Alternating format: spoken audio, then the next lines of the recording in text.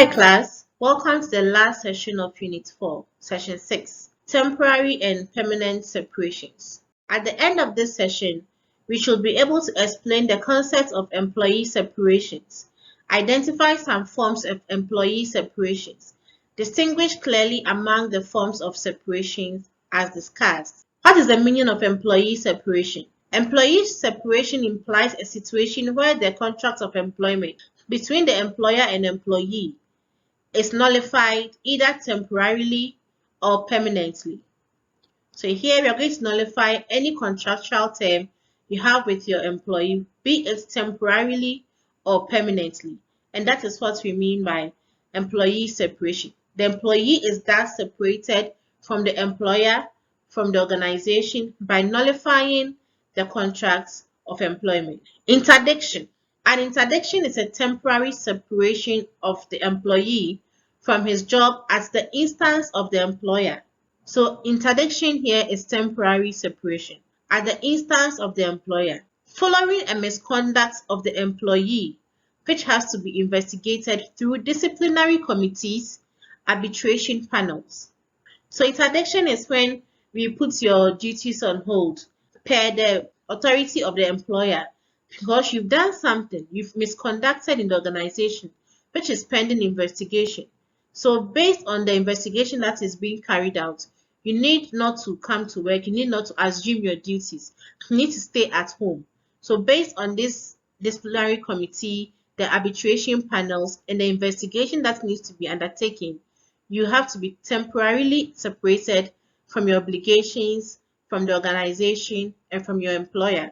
An employee, however, is paid a proportion of his salary, mostly 50%, based on organizational conditions or collective agreement. So, you are going to be paid a portion of your salary, and that proportion is going to be based on organizational conditions or collective agreement. However, it is mostly 50% of your basic salary. Reinstatement. Reinstatement means an employee is put back in his or her position before interdiction. So the interdiction is a temporary separation. But after the investigation has been conducted and the organization realizes that this and what was done, maybe you were in the right, you can be punished, you can be fined, you can be suspended for a while. After the punishment or the organization finding out that you are at no fault or you are not guilty, they have to reinstate you if they have not terminated your contract. So they put you back in the position that you were before they ask you to take a temporary separation from your work, employer, and organization. So an employee who may be indicted may be reinstated to assume his or her job responsibilities if cleared of all alleged misconduct. All entitlements lost in the indictment and investigation periods are paid back if you are free from any alleged misconduct. So if we're paying you 50%, that means you have to repay the 50% that we didn't pay you and any other entitlement that is due you in the period of investigation and indictment. Termination. Termination is a permanent separation between an employer and employee. Termination is also a punishment to an employee following investigation of misconduct.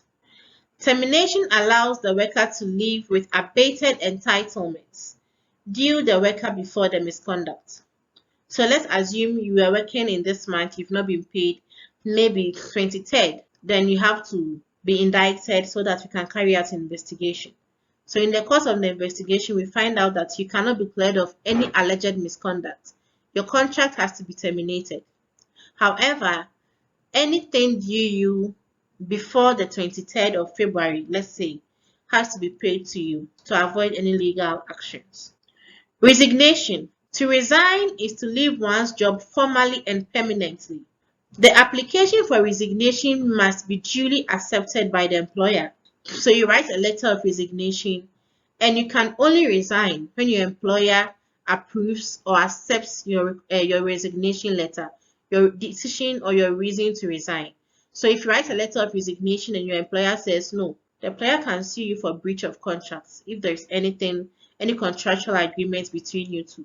So unless he accepts your letter of resignation, he cannot resign. The employee would hand over any employer's properties that was given to him in order to carry out his organizational duties. Based on the conditions of service, the number of years the employee has served, the latter may be paid his entitlements.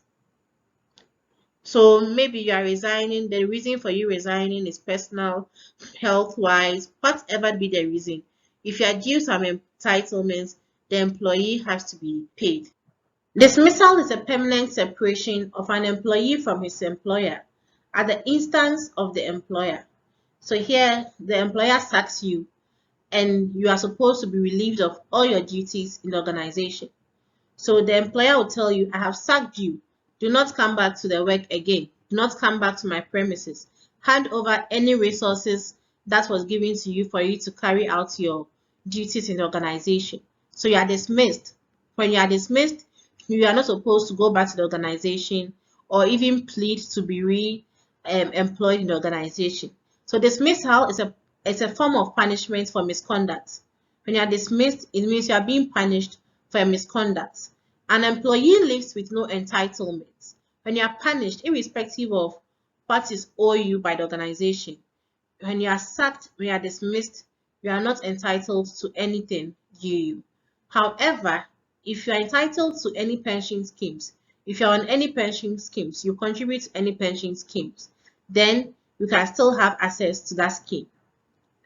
Summary dismissal is normally punishment for criminal acts in nature, which is punishable by the state. So an organization may have nothing to do than to dismiss you because the government is saying that you've conducted a criminal act and you need to be dismissed from the organization. So mostly it is handled by state security. The dismissal is instant and there are no entitlements except own contributions like the pension scheme. Just dismissal concept is by the organization, but a summary dismissal is when you have conducted a criminal offense punishable by the state. We have learned so far about employee separation, be it temporary or permanent. We've also identified some forms of employee separation. Thank you. See you in our next unit.